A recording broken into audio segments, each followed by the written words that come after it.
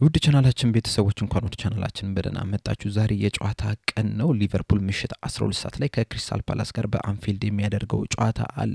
በተጨማሪም ደግሞ ሊቨርፑል ዛሬ የእንግሊዝ ፕሪሚየር ሊግ የ2024-25 ሻምፒዮን በመሆን ዋንጫ የሚያነሳበትም ቀን ነውና ከዛ ጨዋታ በፊት እንግዲህ በጨዋታው ዙሪያ መነሳት ያለባቸውን አንዳንድ ነጥቦች የምንመለከት ይሆናል። እስከመጨረሻው ደቂቃ ድረስ አብራችሁኝ እንድትቆዩ በአክብሮት እጋብዛለሁ። በጨዋታው ዙሪያ ያላችሁን አስተያየት በተጨማሪም ደግሞ ምን ያህል ጓጉታችኋል ቨርጂል ቫን ዳይክ ይህንን ዋንጫ ሲያነሳ ለማየት የሚለውን ነገር እዚህ ኮሜንት ሴክሽን ላይ በመጻፍ አሳውቁኝ። ሰብስክራይብ፣ ላይክ፣ ሼር ማድረግ እንዳትረሱ። አሁን በቀጥታ ወደ ጨዋታው እንገባለን። ዛሬ እንግዲህ ለሊቨርፑል በጣም ልዩ ቀን ነች። በተለይ ደግሞ ፕሪሚየር ሊጉ እንደ አዲስ ከተመሰረተበት ጊዜ ጀምሮ ከ1990ዎቹ አካባቢ ጀምሮ እንግዲህ ሁለተኛ የፕሪሚየር ሊጉን ዋንጫ የሚያነሳበት ቀን ነው። በተጨማሪም ደግሞ ከ35 ዓመታት በኋላ የእንግሊዝ ፕሪሚየር ሊግን ዋንጫ ለመጀመሪያ ጊዜ ከደጋፊዎቹ ጋር የሚያነሳበት ቀን ነውና በጣም ልዩ ቀን ነው። ጨዋታው ያን ያህል ትኩረት የሚስብ አይደለም። ክሪስታል ፓላሶች በበኩላቸው ደግሞ ኤፍኤ ካፕ ማንሳታቸው አይዘነጋምና ወደ አውሮፓ ውድድሮች መግባታቸው ተረጋግጧል፣ ወደ ኢሮፓ ሊግና ያን ያህል ትኩረት የሚስብ ጨዋታ አይደለም ከጨዋታነቱ አንፃር ስንመለከተው።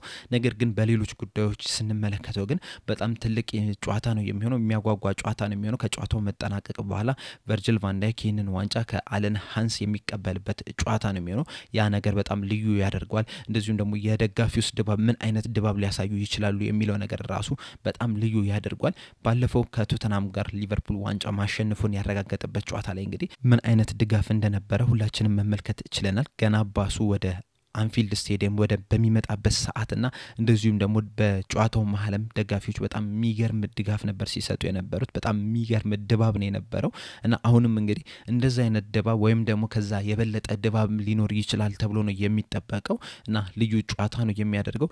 በዚህም ምክንያትም እንግዲህ የሊቨርፑል ባስ ተጫዋቾችን ይዞ የሚመጣው ባስ እንግዲህ ሌላ ጊዜ ከሚሄድበት መንገድ ወይም ደግሞ የጉዞ መስመር እንግዲህ ቀይረውታል። ምክንያቱም እንግዲህ ለሴፍቲ ሪዝን ተብሎ ማለት ነው። በተለይ ደግሞ የዛሬ የሊቨርፑል ደጋፊዎች በጣም ብዙ ደጋፊዎች በስቴዲየሙ አካባቢ ይኖራሉ ተብሎ ነው የሚጠበቀው።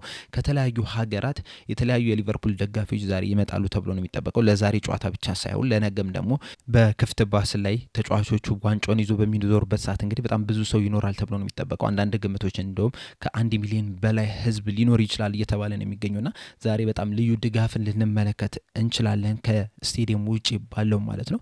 በስቴዲየሙ ውስጥም እንግዲህ በጣም ለየት ያለ ድጋፍ ይኖራል ተብሎ ነው የሚጠበቀው። እንደውም አንዳንድ መረጃዎች እንደሚያወጡት ከሆነ የሊቨርፑል ደጋፊዎች አንድ ጽሁፍ ይዘው ሊወጡ ይችላሉ ነው እየተባለ የሚገኘው። ይህ ጽሁፍም እንግዲህ ሊቨርፑል ሻምፒዮን 20ኛ ሻምፒዮን የሚል ጽሁፍን ያስነብባሉ ተብሎ ነው የሚጠበቀውና ለየት ያለ ድጋፍን ለመስጠት አስበዋል ነው እየተባለ የሚገኘው።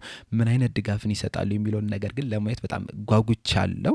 ምክንያቱም እንግዲህ የሊቨርፑል ደጋፊዎች በድጋፍ አይታሙም። በተለይ ደግሞ ሻምፒዮን ሆነው ለመጀመሪያ ጊዜ ዋንጫ በሚያነሱበት ሰዓት ደግሞ ምን አይነት ድጋፍ ሊሰጡ እንደሚችል መገመት ራሱ በጣም ነው የሚከብደው።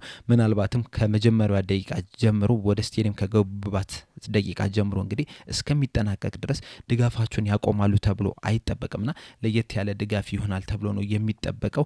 በተጨማሪም እንግዲህ በዚህ ጨዋታ ላይ የተለያዩ የቀድሞ የሊቨርፑል ተጫዋቾች፣ አሰልጣኞች እንግዲህ በስቴዲየሙ ላይ ይገኛሉ ተብሎ ነው የሚጠበቀው። አንደኛው የርገን ክሎፕ ነው። የርገን ክሎፕ እንግዲህ ከትናንትና ወዲያ ለሊቨርፑል ፋውንዴሽን የበጎ አድራጎት ስራ ተገኝቶ ነበር ሊቨርፑልና በዛም አጋጣሚ እንግዲህ በዚህ ጨዋታ ላይ የሚሳተፉም ይሆናል። ምናልባትም እንግዲህ ወደ ስቴዲየም ገብቶ ተጫዋቾቻቸውን ሰላም ሊሉ የሚችሉበት አጋጣሚ ሊኖር ይችላል። አሰልጣኙ ጋር የሚገናኙበት አጋጣሚ ሊኖር ይችላል። እንደዚሁም ደግሞ ከዚህ በፊትም እንግዲህ ዳንኤል አገርም በዚህ ጨዋታ ላይ እገኛለሁ የሚል ሐሳቡን ሲሰጥ ነበርና እሱንም ልንመለከተው እንችላለን። እናም ታዋቂ ሰዎችን እንደዚሁም የቀድሞ የሊቨርፑል ተጫዋቾች የቀድሞ አሰልጣኞችን ልንመለከት የምንችልበት ጨዋታ ነው። በጣም ለየት ያለ ጨዋታ ይሆናል ተብሎ ነው የሚጠበቀው። እናም ጨዋታው በራሱ ያን ያህል ትኩረት የሚስብ አይመስለኝም። በዛሬዋ ቀን ደጋፊዎቹም እንግዲህ ያን ያህል ትኩረት ይሰጡታል ተብሎ አይጠበቅም። በእርግጥ ይህንን ጨዋታ አሸንፈው ዋንጫውን ቢያነሱ ለየት ያለ ድባብ ሊፈጥር ይችላል። ነገር ግን ደግሞ ተሸነፉም አቻ ወጥተውም ቢሆን ዋንጫውን ማንሳታቸውን ነው የሚፈልገውና ምናልባት ትኩረት ብዙም ላይሰጡ የሚችሉበት ቻንስ አለ። ነገር ግን ተጫዋቾቹ ደግሞ ይህንን ጨዋታ ለማሸነፍ በጣም ጠንክረው ይገባሉ ብዬ ነው የማስበው። ምክንያቱም እንግዲህ ይህንን ጨዋታ በማሸነፍ ለደጋፊዎቹ ተጨማሪ ድጋፍ እንዲሰጡ ተጨማሪ ጥሩ ድባብ እንዲኖር ለማድረግ ቁርጠኝነት አላቸው ብዬ አስባለሁና ምናልባትም ዋንጫውን ካሸነፈን በኋላ ካሉት ጨዋታዎች ዛሬ ለየት ያለ አሰላለፍ ይዘን ልንገባ እንችላለን። መደበኛውን የሊቨርፑል አሰላለፍ ይዘን ልንገባ እንችላለን ብዬ አስባለሁ ከማካሊስተር ውጪ ባሉት ተጫዋቾች ማለት ነው። ምክንያቱም ማካሊስተር እንግዲህ እንግዲህ ባለፈው አሰልጣኝ አርነ ስሎት እንደተናገሩት ከሆነ እንግዲህ ከዚህ በኋላ ለሊቨርፑል የሚጫወተው በቅድመ ውድድር ዝግጅት ላይ ብቻ ነው ብለዋል እና እረፍት እየተሰጠው ስለሆነ በዚህ ጨዋታ ላይ ይሰለፋል ተብሎ አይጠበቅም። ሌሎቹ ግን በሙሉ ብቃት ላይ ነው የሚገኙት በሙሉ ጤንነት ላይ ስለሚገኙ ዛሬ ምናልባትም እንግዲህ ከማካሊስተር ውጪ ሙሉ ቲሙን ልንመለከት እንችላለን። በፓላስ በኩል ግን አንዳንድ ተጫዋቾች ጉዳት ላይ ናቸው ነው እየተባለ የሚገኘው እነ ቺልዌል ክላይን ሬድ ጉዬ ዋርተን እና ዱኩሪ ምናልባትም በዛሬው ጨዋታ ላይ ላይሰለፉ የሚችሉበት ቻንስ ሊኖር ይችላል። ለነገሩ እነሱም ያን ያህል ትኩረት ይሰጡታል ተብሎ አይጠበቅም። ቅድም እንደነገርኳችሁ ኤፍኤ ካፑን ከማንቸስተር ሲቲ አሸንፈው ከበሉ በኋላ የሚያደርጉት የመጀመሪያ ጨዋታቸው ነው የሚሆነው። ምንም አይነት ትርጉም ይሰጣል ተብሎ አይጠበቅም በእነሱ አንፃር ምክንያቱም ኤፍኤ ካፑን የበላ ኢሮፓ ሊጉን ይቀላቀላልና እንደ ክሪስታል ፓላስ ላለ ቡድን ደግሞ ኢሮፓ ሊጉን መቀላቀል እንግዲህ ከምንም በላይ ነው የሚሆንላቸውና ያንን ስለገቡ ኦሬዲ ታርጌታቸውን አቺቭ አድርጓል ብዬ ነው የማስበውና ምናልባትም ቀለል ያለ ጨዋታ ልንመለከት የምንችልበት ሁኔታ አለ። ነገር ግን ደግሞ ይሄንን ስላችሁ ክሪስታል ፓላስ ቀላል ተጋጣሚ ነው ብዬ አይደለም። በክሎፕ ጊዜ እንግዲህ በሜዳችን 12 ጊዜ መሸነፍ ችለናል። ከነዚህ 12 ጨዋታዎች ደግሞ 3ቱ ከክሪስታል ፓላስ ጋር ያደረግናቸው ጨዋታዎች ናቸውና በአንፊልድ በመምጣትም እንግዲህ ጨዋታዎችን እያሸነፉ ነው የሚገኙት ከሌሎች ክለቦች በበለጠና ዛሬም ጠንካራ ሆኖ ሊመጡ የሚችሉበት ቻንስ አለ። ዘንድሮም እንግዲህ ጥሩ ብቃትን እያሳዩ ነው የሚገኙትና ያንን ነገር ልንመለከት እንችላለን። በተጨማሪም እንግዲህ ዛሬ ጎል የሚያስቆጥር ከሆነ መሐመድ ሳላ ወይም አሲስት የሚያደርግ ከሆነ ደግሞ ከአለርሽነርና ከአንዲ ኮል ጋር ሪከርድ የሚጋራበት ነው የሚሆነው። ይሄም እንግዲህ በአንድ የውድድር ዘመን ብዙ የጎል አስተዋጽኦ ማድረግ የቻለ ተጫዋች በሚል ማለት ነው እና ይሄንንም ለማድረግ እንግዲህ ከፍተኛ ጥረት ያደርጋል ተብሎ ነው የሚጠበቀው። እንደዚሁም ደግሞ 2 አሲስት የሚያስመዘግብ ከሆነ ደግሞ ከሄነሪ ጋር ሪከርድ የሚጋራ ነው የሚሆነው እና ትናንትናም እንደነገርኳችሁ እንግዲህ መሐመድ ሳላ ዛሬ ምናልባትም እንግዲህ የተለያዩ ሽልማቶችን ሲያሸንፍ ልንመለከት የምንችልበት ቻንስ አለ። እንደዚሁም ደግሞ ከጨዋታው በፊት ራሱ የአመቱ ምርጥ ተጫዋች ብሎ የተሸለመበትን ሽልማት ሊያሳየን ይችላል። እንደዚሁም ግራቨንበርችም ደግሞ የአመቱ ምርጥ ወጣት ተጫዋች ተብሎ የተሸለመበትንም ሽልማት ሊያሳየን የሚችልበት ቻንስ ሊኖር ይችላልና ምናልባትም ዛሬ ደረብ ደስታ ሊሆን የሚችልበት አጋጣሚ አለ። ከዛ በተጨማሪ ግን ሌሎች የምናነሳቸው አንዳንድ ነጥቦች አሉ። አንደኛው የትሬንት አሌክሳንደር አርኖልድ ጉዳይ ነው። ትሬንት አሌክሳንደር አርኖልድ ምን ያህል ደቂቃዎችን ይጫወታል በዚህ ጨዋታ ላይ የሚለው ነገር በጣም ትልቅ ጥያቄ ነው የሚሆነው። ምክንያቱም እንግዲህ ዛሬ የመጨረሻው ጨዋታ ነው የሚሆነው ከሊቨርፑል ጋር የሚያደርገው። ዛሬ ላይ በወጡት መረጃዎች መሰረት እንግዲህ ከትሬንት አሌክሳንደር አርኖልድ የመጨረሻውን ልምምድ ሲያደርግ ከተጫዋቾችና አሰልጣኞች ስታፍ እንግዲህ ሽኝት ተደርጎለታልና በአንፊልድስ ምን አይነት ሽኝት ይደረግለታል የሚለው ነገር በጣም ትልቅ ጥያቄ ነው። ምን ያህል ደቂቃዎችንስ ይጫወታል የሚለው ነገር በጣም ትልቅ ጥያቄ ነው። እንደኔ ምናልባትም በቋሚነት ሲጀምር ልንመለከተው የምንችልበት ቻንስ አለ። ከዛ በኋላ ተቀይሮ ሊወጣ የሚችልበት ቻንስ አለ ብዬ ነው የማስበውና ትልቅ ጥያቄ ነው እዚህ ተጫዋች ምን ያህል ደቂቃዎች ይጫወታል የሚለው።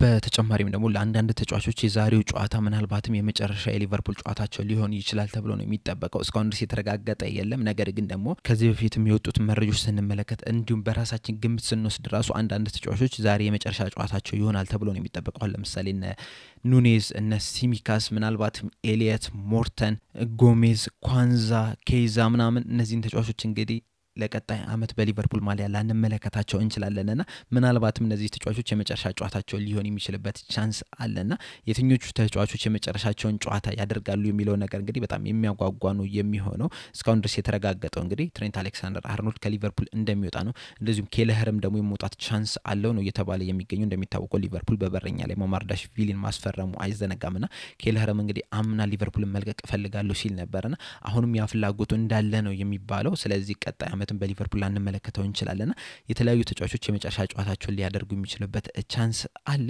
እንደዚሁም ደግሞ አዳዲስ ተጫዋቾች እንግዲህ ወደ ሊቨርፑል እየመጡ ነው የሚገኙት። ምናልባትም ፍሪምፖንግን ዛሬም በሊቨርፑል ሜዳ ልንመለከተው የምንችልበት ቻንስ አለ። ምክንያቱም እንደሚታወቀው ሁለቱንም የሜዲካል ምርመራ ማለፉ አይዘነጋምና አሁን እንግዲህ ይፋ ማድረግ ብቻ ነው የቀረ ነው እየተባለ የሚገኘውና ይህንን ተጫዋች ደግሞ በስቴዲየሙ ልንመለከተው የምንችልበት ቻንስ አለ። በአጠቃላይ ዛሬ እንግዲህ የደስታ ቀን ነው። ሊቨርፑል ዋንጫ የሚያነሳበት ቀን ነውና ልዩ ቀን ይሆናል ተብሎ ነው የሚጠበቀው። እናንተስ ይሄንን ጨዋታ እንዴት ታዩታላችሁ የሚለው ነገር ኮሜንት ሴክሽን ላይ በመጻፍ አሳውቁኝ። ማንስ የመጨረሻው ጨዋታ ሊያደርግ ይችላል ዛሬ የሚለውን ግምታችሁን እንዳለ በኮሜንት ሴክሽን ላይ በመጻፍ አሳውቁኝ። ለአሁን እዚህ ላይ ያበቃው። በቀጣይ ከጨዋታው በኋላ እንግዲህ በማች ሪአክሽን የምንመለስ ይሆናል። እናንተ ግን ያጠቃላይ ያላችሁን አስተያየት እንዳለ ኮሜንት ሴክሽን ላይ በመጻፍ አሳውቁኝ። ሰብስክራይብ፣ ላይክ፣ ሼር ማድረግ እንዳትረሱ።